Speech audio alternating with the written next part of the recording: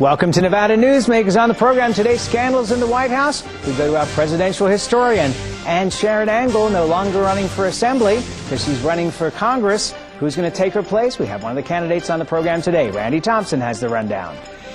We have Nevada's premier presidential historian, Clay Jenkinson, and Mike Dillon, a Republican running for the legislature in the southwest area from Reno up to Incline and to the North Valleys. It's a big district. And coming up on the Power Pundit panel today, Derek Morse, Lucille, Adin, and Mike Alonso. It's all coming up next on an all-new Nevada Newsmakers.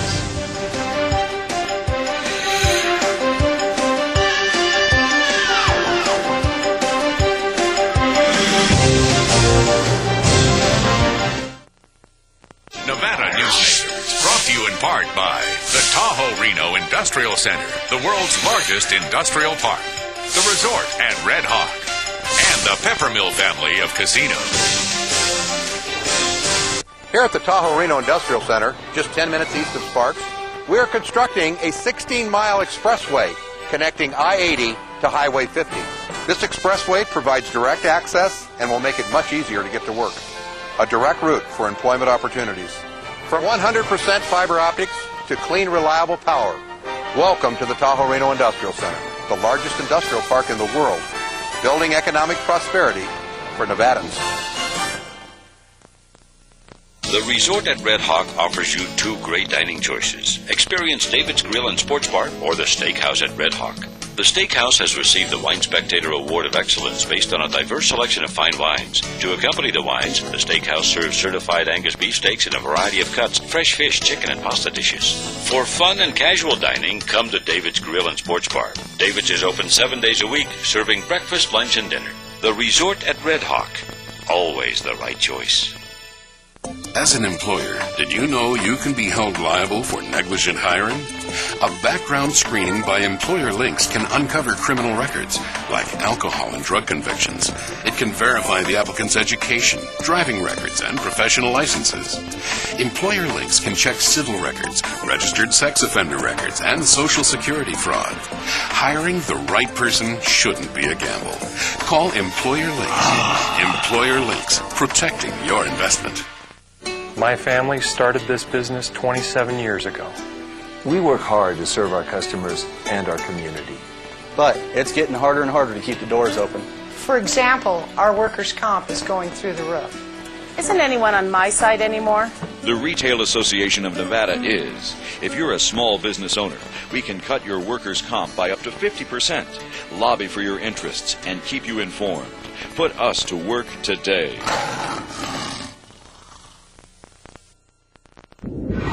This is Nevada Newsmakers with host Sam Shad, a no-holds-barred political forum. Now, from the Nevada Newsmakers broadcast headquarters, here is Sam Shad. With all the scandals in the White House, we decided it was time to bring in our presidential historian, Clay Jenkinson. Welcome to the program, Clay. Always great to be here. Thank you. Okay, so what parallels do we see historically with the Scooter Libby indictments on perjury? Well, the big question, I think, is Scooter Libby going to take the fall, or is he John Dean? I think that if he became John Dean and started to point to what I regard as probably a larger conspiracy in the executive branch, this could be very bad news for the Bush administration. But I think he's going to jump on his sword, and this will be the end of it. It would certainly strike me as that way, seeing the loyalty of the people within the White House, and also the promotion of people who were his deputies into his position. That struck me as kind of a little odd.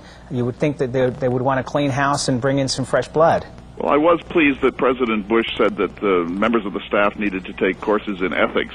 You know, one would have hoped that would have happened a little bit sooner, but I think in all branches of government, people need to think about ethics. We often do things, especially when we're in power, that appear to be expedient at the moment, but we don't step back from them. And I do think, I'm not a Bush basher, I think that this was a relatively isolated incident within this administration.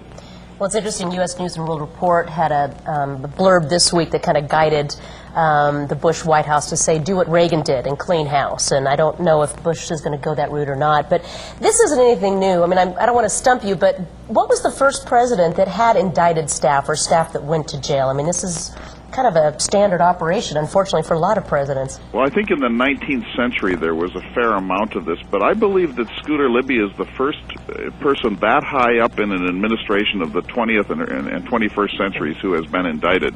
It's bad business. I mean, we all think that there's a little bit of bad taste in our mouth about the way that this indictment was handed down, but the one rule that everyone needs to remember is when you're talking to the FBI or a grand jury, whatever else is true, you must tell the truth. And everybody makes the same mistake. President Clinton made that mistake. Members of the Nixon White House made that mistake. Oliver North made that mistake.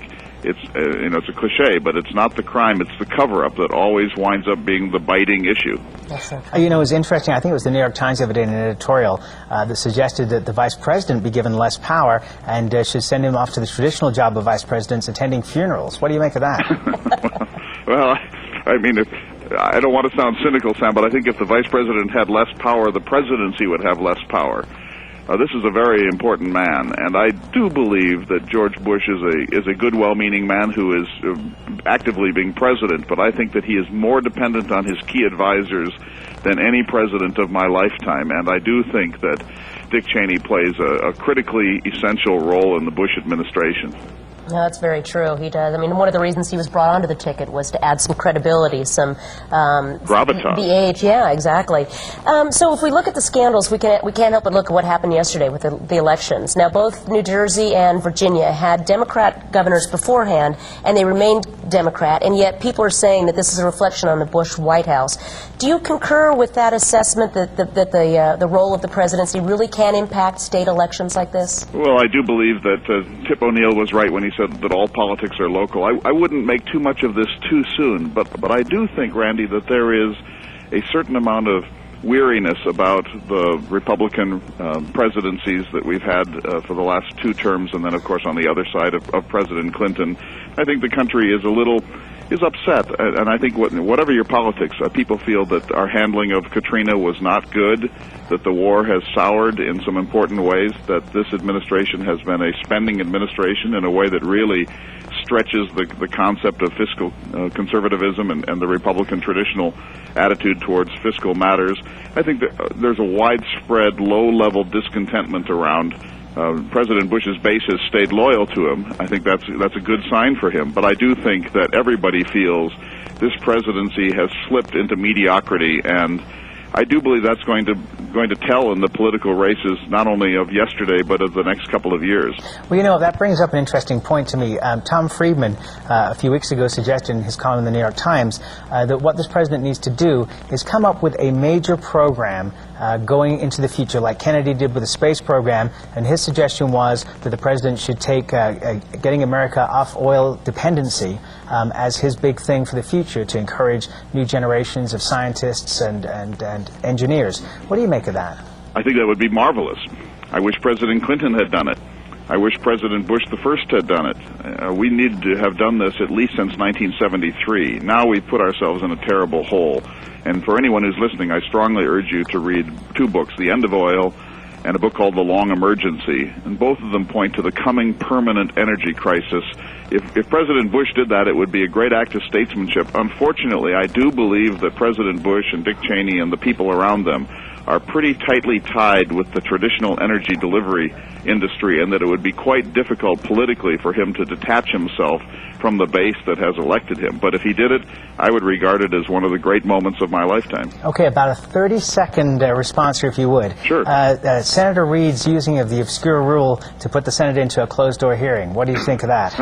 I don't, Thomas Jefferson, my hero, wrote the Senate Manual of Parliamentary Procedure, and I suppose that it's acceptable in some limited technical sense, but even I, as someone who is pretty fond of Senator Reid, looked on it as a kind of a cheap shot.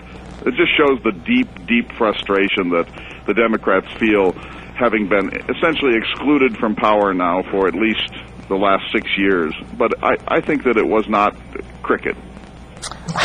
Very well put there, sir. Clay Jenkinson's latest book is called Becoming Jefferson's People. You can find details on it on our website at NevadaNewsmakers.com. Always a pleasure to talk to you, Clay. It's great to talk with you. Thanks, we'll Clay. be right back on Nevada Newsmakers after this.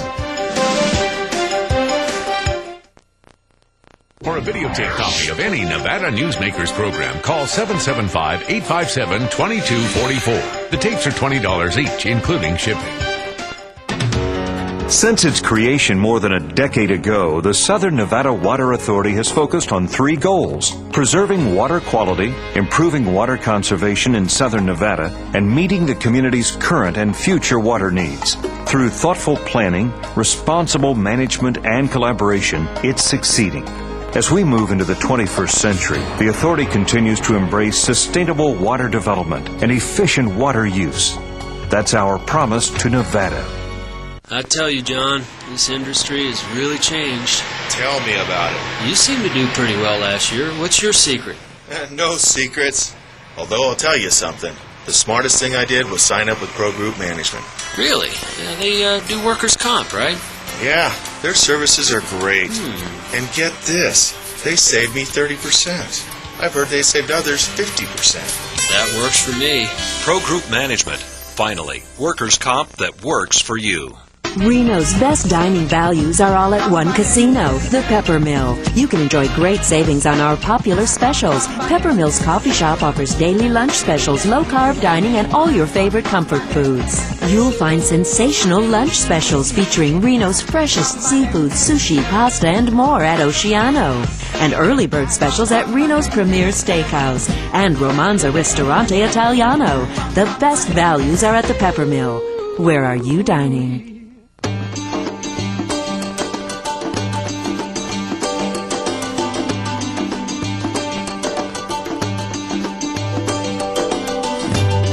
Many of the materials we rely on every day come from the ground, and modern mining technology brings them to us cleaner and safer than ever before.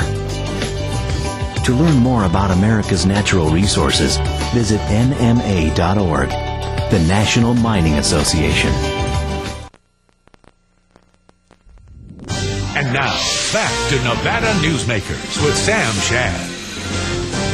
Back on Nevada Newsmakers, welcome to the program Mike Dillon. He is the grandson of Barbara Vukanovich, our former congresswoman and regular on this program.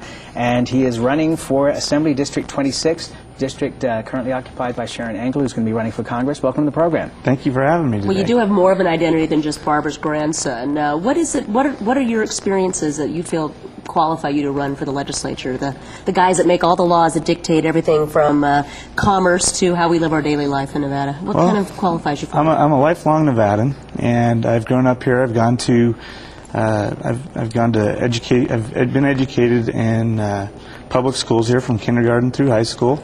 Attended the University of Nevada and was very involved there. I have a strong background in education. I was a former teacher at McQueen High School and a coach there. I am an insurance broker, health insurance broker, which is a critical issue facing not only the state of Nevada but the nation. And that's a unique background, I think. I'm a pro-business person. The legislature right now needs some strong people from northern Nevada to represent them. And I'm looking forward to serving the people of the state of Nevada. Okay, and you also work with the Builders Association of Northern Nevada as their government relations representative, correct? I am their community relations director, and that's another unique benefit I think that I bring to the table, is that I've been down in Carson City. I know how the process works, and I think I can hit the ground running and effectively represent the people of Northern Nevada. Okay, what do you think about this whole initiative petition situation we have in the Silver State? Do you like that way of government? You know, obviously it's legal, right. Or does that make you uncomfortable? Well, it's the rules that we live under, and I think that Nevada has really caught on to what has happened in the state of California. I can tell you, you know, just as a Republican, I look to the Republican values that most people do of less taxes, cutting spending, less government, and those are a lot of the issues that I think you're going to see on those petitions when they're all out officially. Okay, well, let's ask you about a couple of specific ones. How about TASK, the Nevada form of TABOR that is being circulated? All right. Well, I think the one issue that again that talks about cutting spending, and I think you'll see at the state legislature that we've been totally out of control in our spending down there. If the governor would not have threatened to veto, I guarantee that the money would have been spent down there. And you're going to see another surplus, probably about the same amount, $800, $900 million, and we're just collecting too much money. So I'm waiting to see how it comes out. I think the one factor that'll come into that is that there will be a rainy day fund as a portion of that, and I think Nevadans are looking for some tax relief and spending control. Okay, but are you in favor of taper? Well, I think I'll be in favor of the task if it comes out with the sidebar that there's a control for a rainy day fund. How about the property tax cap? The property tax, yeah, that's another one that, as you know, I mean, there was some relief done down at the legislature, but I think there could be a lot more done. And there's a lot of people that have seen major increases in their property tax because of the value of homes gone up in this community, and I would be supportive of that. Okay. What are the 3 things you would like to see done as a legislator? What do you want to do down there? Well, I think my background in health insurance is a critical issue. I mean, we have 60 to 80 million people that are uninsured in the nation, and that is something that we really need to address, and I think Nevada has the opportunity to be a model state for that. We have some major reform that could be done as far as mandates that are brought forward, and those just force costs to go up. And I think as a person who is a business owner and who represents a lot of business owners, and providing working families health care is critical, and I think that would be the thing that I would want to champion when I go down to the legislature. Sharon Angle has been, on the extremes as far as taxes are concerned. Do you put yourself in her mold, or are you a little bit more moderate? Well, Sharon has a great following, and she's represented the district very well. I'm definitely not Sharon Angle. I'm a different person. Couldn't pass the physical. So I look forward to, I'm a Republican. I'm a conservative. I'm definitely a fiscal conservative. If you look at what's going on down there right now, we're just collecting too much money, and we need to put some controls on the spending and the amount of money that we're collecting. Would you have supported the 2003 tax increase that was Absolutely passed? not. Okay. No. So that puts him in the Sharon side, To say the least. Do you look at state government and say that it's too fat right now? I mean, certainly the governor would say to you that education, still needs a lot of money to be spent on it. We have infrastructure problems in terms of roads. We have a huge deficit in that area. And I'm not sure that the public is going to take too kindly to increase gas taxes at this point. How do you balance this out? Well, the gas taxes are good. You're not going to see any new increase in taxes again down at the legislature because of the surplus.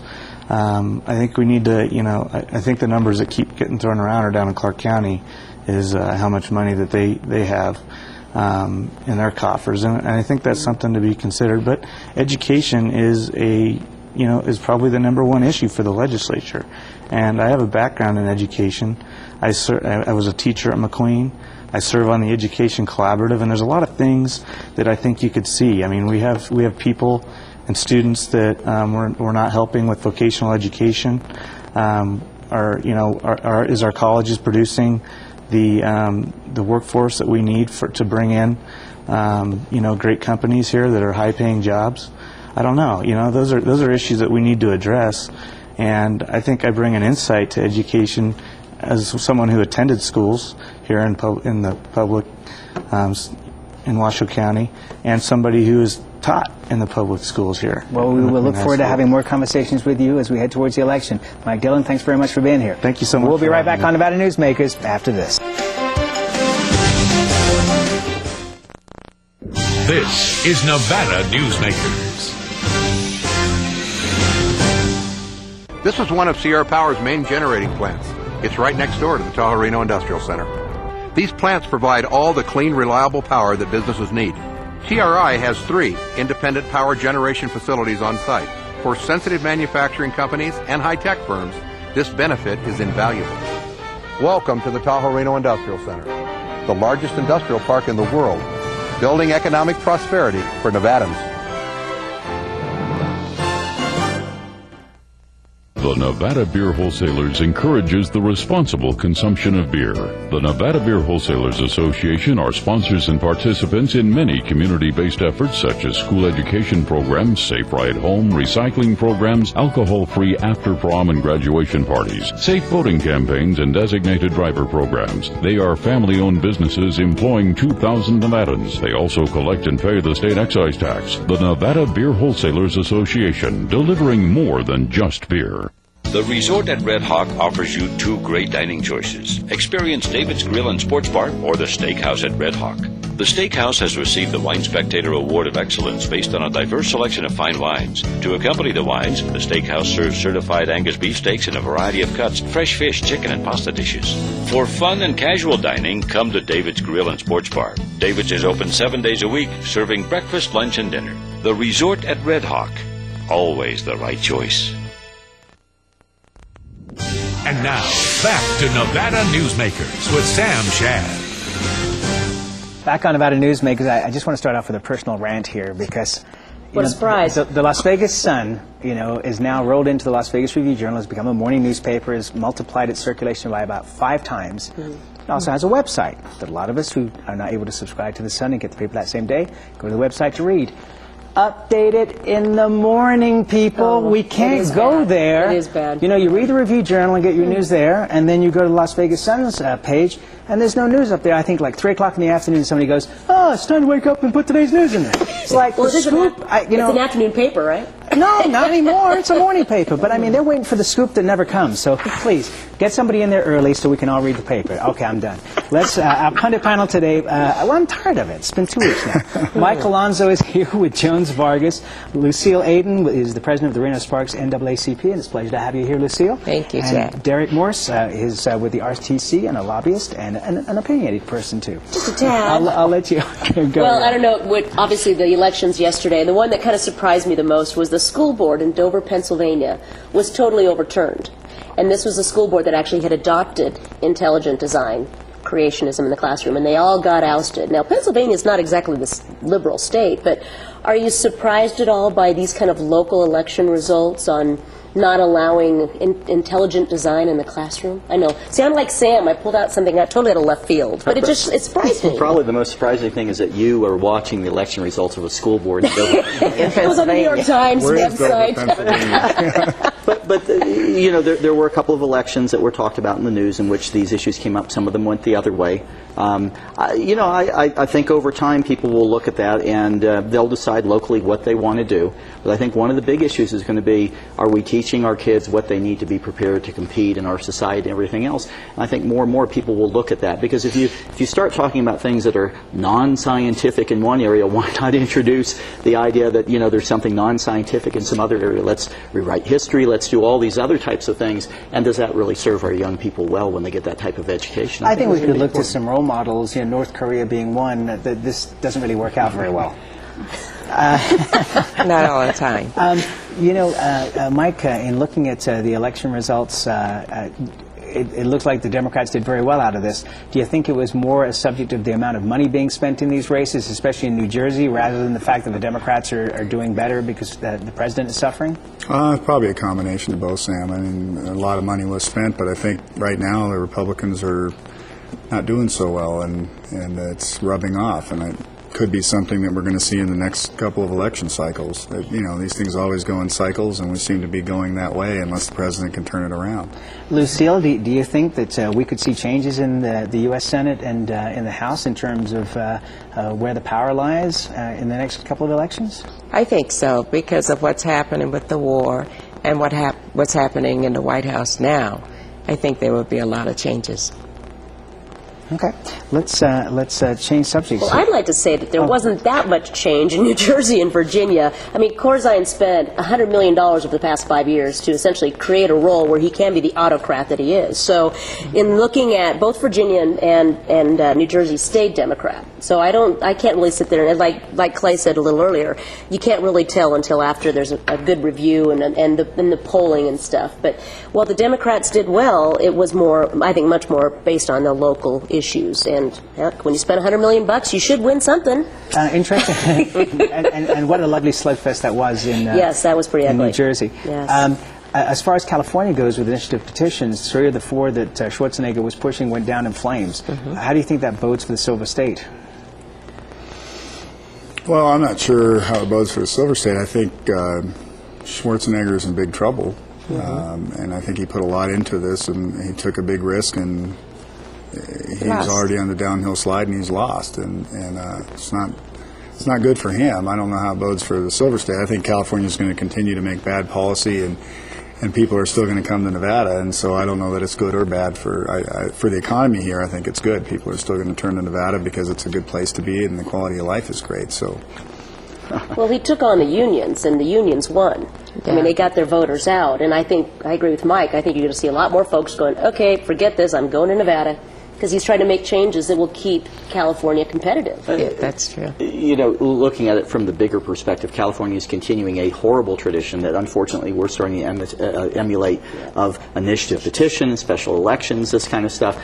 You know, we elect leaders to make decisions, to do thoughtful things, and then what purposes they were going out and tying their hands, taking away any authority, any discretion from them, initiative after initiative. You know, we have a chance every couple of years to vote the rascals out if they're not doing a good job. That should be enough. And the expense, $55 million for a special election in California. And what could you do with $55 million? It's a drop in the bucket there, but you know, you could fix highways, you could fix schools. There's any number of things you could do, and that these issues have to be brought forward in that manner where you bypass really the elected officials who are representatives supposedly of the people. It just does not bode well, and unfortunately we're going to see that here. We're seeing more and more of these initiative petition types of things, and it's a terrible trend, I think, in government.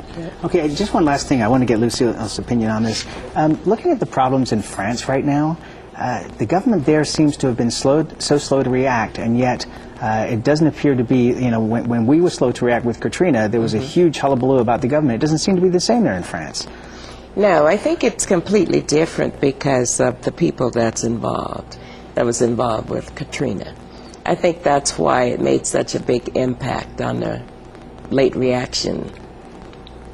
But it's you know, it's more you know, for the late night comics at this point. The jokes are flying about you know, that if they send in the French army, they would surrender to the protesters. Maybe it's time to have Germany come in and fix this. I mean, humor should not be the way that we deal with a very ugly political situation. I think you should put that in perspective, though. What we see is the news coverage that, of course, there's a camera in every protester's face.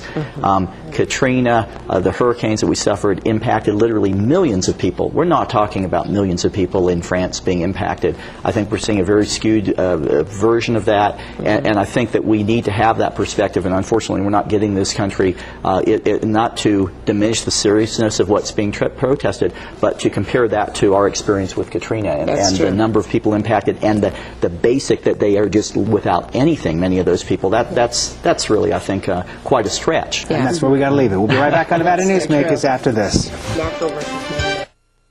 Nevada Newsmakers, brought to you in part by the Tahoe Reno Industrial Center, the world's largest industrial park, the resort at Red Hawk, and the Peppermill family of casinos.